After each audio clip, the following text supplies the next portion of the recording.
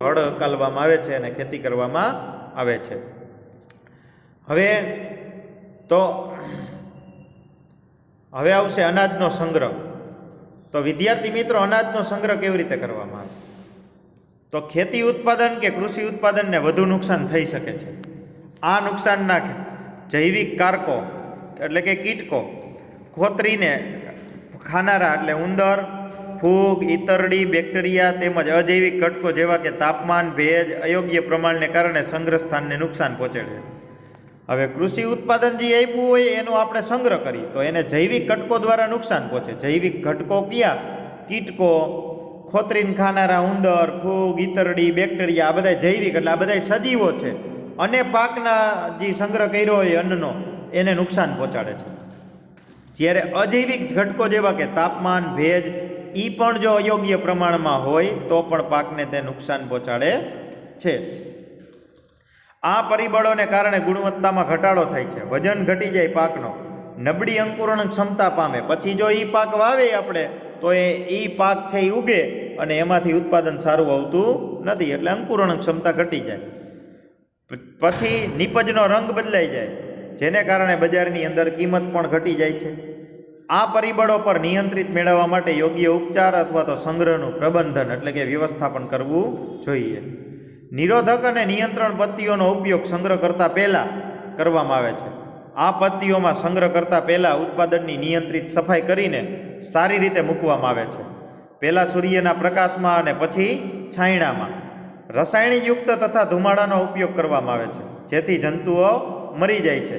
આવી પદ્ધતિઓ તેની અંદર સમાવેશ કરવામાં આવે છે।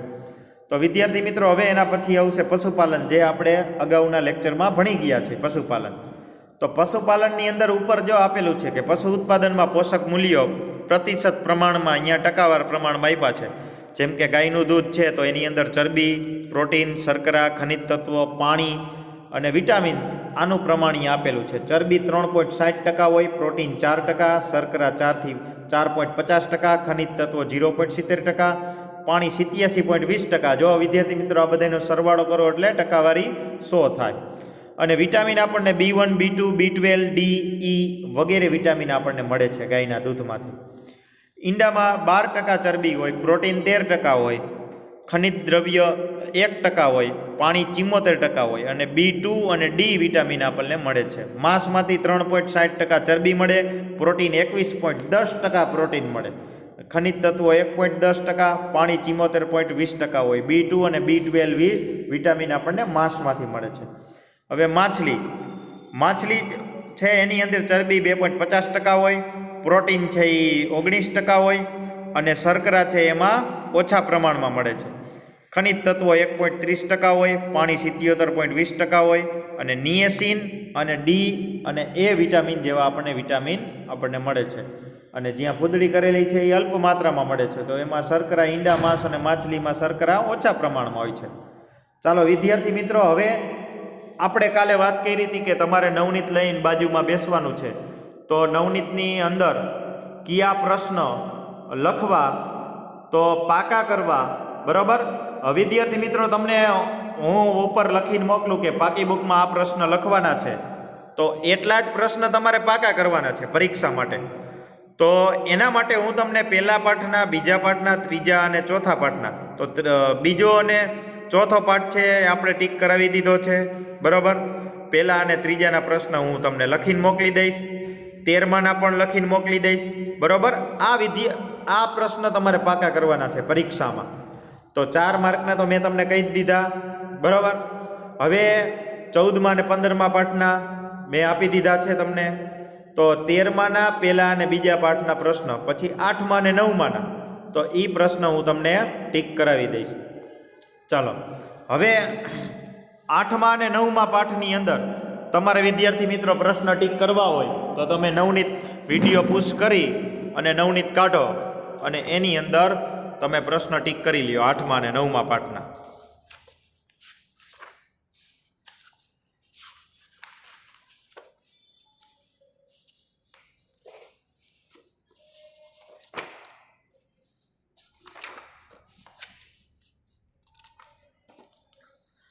વિદ્યાર્થી મિત્રો, આપણે MCQ, ખાલી જગ્યા, ખરા ખોટા અને એક શબ્દમાં ઉત્તર આપો, આ 4 વસ્તુ પૂછાવાની છે, બરોબર, અને જોડકા.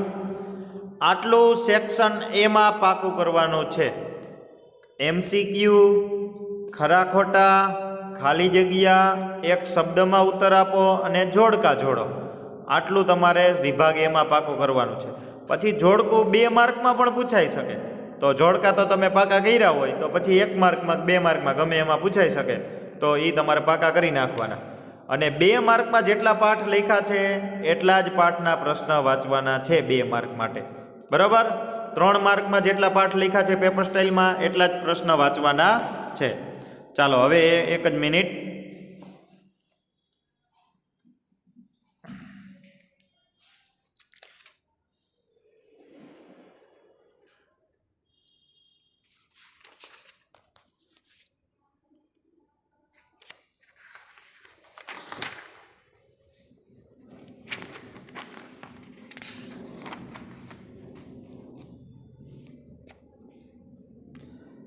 તો વિદ્યાર્થી મિત્રો, પહેલો જ પ્રશ્ન છે આપણે ત્રીજો પ્રશ્ન. અંતર અને સ્થાનાંતરની વ્યાખ્યા આપી પ્રત્યેકનો એસઆઈ એકમ જણાવો.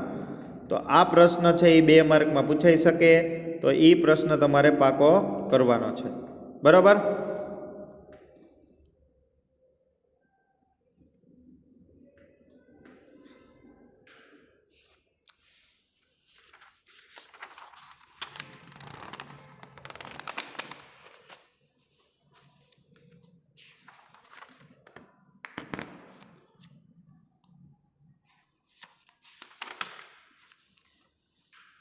પછી વિદ્યાર્થી મિત્રો પ્રશ્ન છે 10મો, નિયમિત ગતિ અને અનિયમિત ગતિ સમજાવો. તો 10મો પ્રશ્ન છે તમારે લખી અને પાકો કરવાનો છે. જો લખાઈ ગયો હોય તો ખાલી પાકો કરવાનો. 10મો પ્રશ્ન છે નિયમિત ગતિ અને અનિયમિત ગતિ. ચાલો હવે એના પછી વિદ્યાર્થી મિત્રો હશે ઝડપ. તો અહીંયા 12મો પ્રશ્ન છે ઝડપનું માત્ર સૂત્ર લખો અને તેનો એસઆઈ એકમ જણાવો અને સદિશ રાશિ જણાવો. તો વિદ્યાર્થી મિત્રો એની વ્યાખ્યા ઉપર આપી છે કે ગતિમાન પદાર્થો એકમ સમયમાં કાપેલા અંતરને ઝડપ કહેવામાં આવે છે, બરાબર. તો આ વ્યાખ્યા પણ આમાં લખી નાખવાની કે ઝડપ એટલે શું, એનું સૂત્ર લખો, એનો એસઆઈ એકમ લખો અને તે સદિશ છે કે અદિશ જણાવો, બરાબર. એટલે આ એક 2 માર્કનો પ્રશ્ન બની ગયો.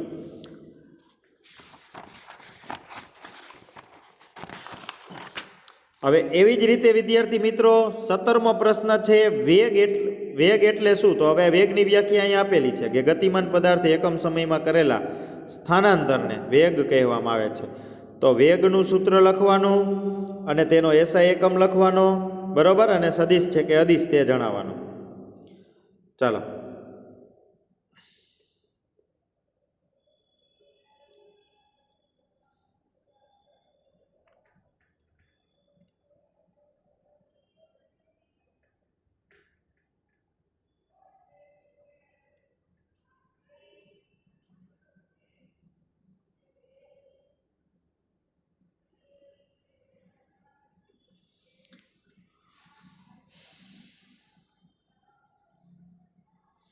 હવે વિદ્યાર્થી મિત્રો છે પ્રશ્ન આપણે તફાવત આપો, વેગ અને ઝડપનો તફાવત. તો હવે પ્રશ્ન આપણને આવડી ગયો હોય તો તમારે વિદ્યાર્થી મિત્રો આ પ્રશ્ન ખાલી વાંચવાનો જ છે, ઝડપ અને વેગનો તફાવત આપો. તો એ 2 માર્કમાં પૂછાઈ શકે, પણ પ્રશ્ન લખ્યો છે એટલે આ વાંચી નાખવાનો, લખવાનો નથી પાકી બુકમાં. હવે વિદ્યાર્થી મિત્રો ત્રીજો પ્રશ્ન એવો જ છે કે પ્રવેગ પ્રશ્ન છે કે પ્રવેગનું માત્ર સૂત્ર લખો અને તે પરથી પ્રવેગની ગતિનું અને પ્રવેગી ગતિનું પ્રતિપ્રવેગી અને પ્રવેગી ગતિ સમજાવો. એનો એકમ લખો અને સદિશ છે કે અદિશ જણાવો. 27મો પ્રશ્ન છે પ્રવેગની વ્યાખ્યા આપી છે કે એકમ સમયમાં ગતિમાન પદાર્થના વેગમાં થતા ફેરફારને, બરાબર. એ વ્યાખ્યા આમાં લખી નાખવાની છે, ઓલા બંને પ્રશ્નમાં કીધું એવી જ રીતે. તો પ્રશ્ન પૂછાય કે વેગ એટલે શું, બરાબર, પ્રવેગ એટલે શું, એનું સૂત્ર લખો, એનો એકમ જણાવો, બરાબર. તો પ્રવેગ એટલે શું એનું અહીંયા વ્યાખ્યા લખી અને બાકીનો જવાબ એમનો. હવે વિદ્યાર્થી મિત્રો છે તમારી પાસે પ્રવેગી અને પ્રતિપ્રવેગી ગતિના ઉદાહરણ બબે ઉદાહરણ પ્રવેગી ગતિ અને પ્રતિપ્રવેગી ગતિના બબે ઉદાહરણ આપો. તો પ્રવેગી ગતિના અને પ્રતિપ્રવેગી ગતિના અહીંયા ઉદાહરણ આપેલા છે. 2 માર્કમાં આ પ્રશ્ન પૂછાઈ શકે.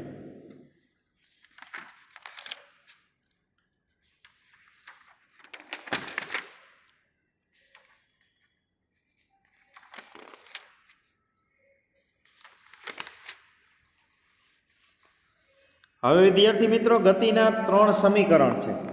તો આ 3 સમીકરણ છે કે ગતિના સમીકરણો અને નિયમિત પ્રવેગી ગતિના સમીકરણો કોને કહેવાય છે તે સમીકરણો જણાવો.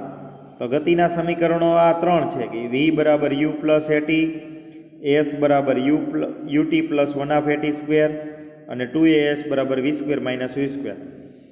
હવે એના પછી આપણે આ પ્રશ્ન તો લખાવી જ દીધો છે.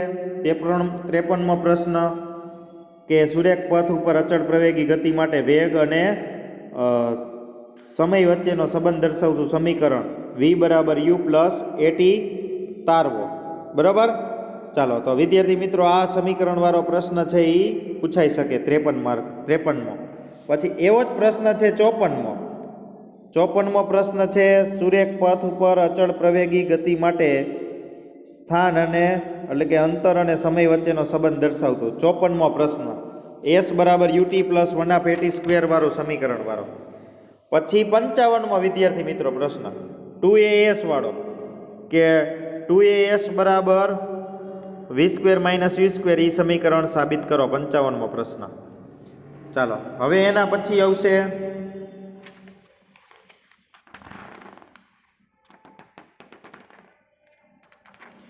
હવે આ ઇન્ટેક્સના 3 દાખલા કે 57મો દાખલો બરાબર એક બસ સ્થિર સ્થિતિમાંથી ગતિની શરૂઆત કરી 57મો, પછી 58મો,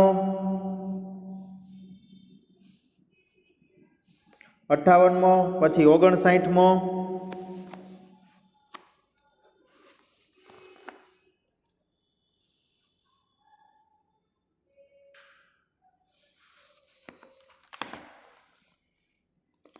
પછી 60 અને 61. તો વિદ્યાર્થી મિત્રો ઇન્ટેક્સના 5 દાખલા છે 58, 59, 60 ને 61. બરાબર. ચાલો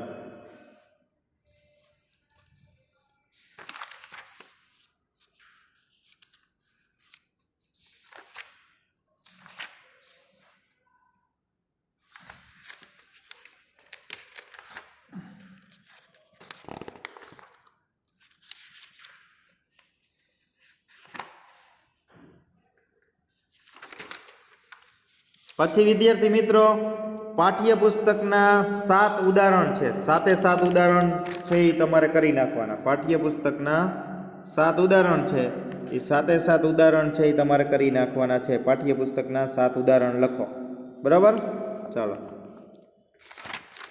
પછી વિકલ્પને ખાલી જગ્યા જોડકા એવું તો કરવું જ નાખવાનું છે. પછી 9મા પાઠની અંદર વિદ્યાર્થી મિત્રો 9મા પાઠની અંદર પ્રશ્ન છે 5મો કે ન્યૂટનની ગતિનો પ્રથમ નિયમ સમજાવો. તો 5મો બરાબર ન્યૂટનની ગતિનો પ્રથમ નિયમ સમજાવો. 5મો પ્રશ્ન.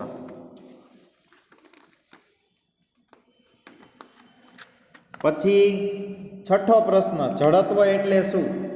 જડત્વ એટલે શું, તેના પ્રકાર કેટલા અને કેટલા કયા કયા છે? જડત્વ.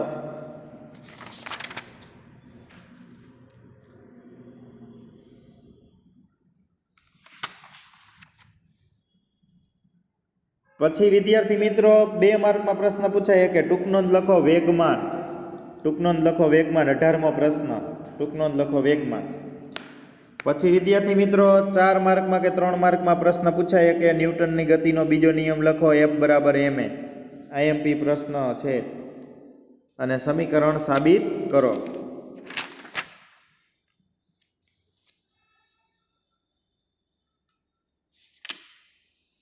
પછી 72મો પ્રશ્ન ન્યૂટનના ગતિના ત્રીજો નિયમ લખો. વિવિધ વ્યવહારિક ઉદાહરણો દ્વારા તે સમજાવો. ન્યૂટનના ગતિનો ત્રીજો નિયમ. પછી 33મો પ્રશ્ન છે વેગમાન સંરક્ષણનો નિયમ અને સાબિત કરો. વેગમાન સંરક્ષણનો નિયમ 4 માર્કમાં પ્રશ્ન પૂછાઈ શકે.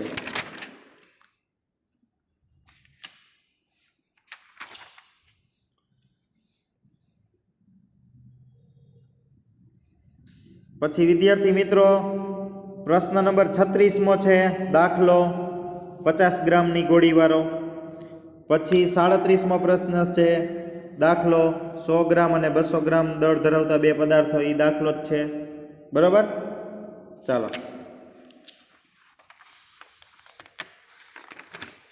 હવે એના પછી પાઠ્યપુસ્તકના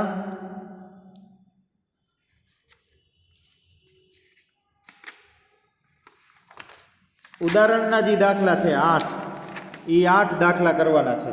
પાઠ્યપુસ્તકના ઉદાહરણના દાખલા એ 8 દાખલા પાકા કરવાના છે. બરાબર, ચાલો હવે એના પછી હવે આ પાઠમાંથી પણ વિકલ્પ, ખાલી જગ્યા અને ખરા ખોટા અને એક વાક્ય આટલું વાંચી નાખવાનું. એક શબ્દમાં ઉત્તર આપો. હવે એના પછીનું આપણે આવતા લેક્ચરમાં ભણશું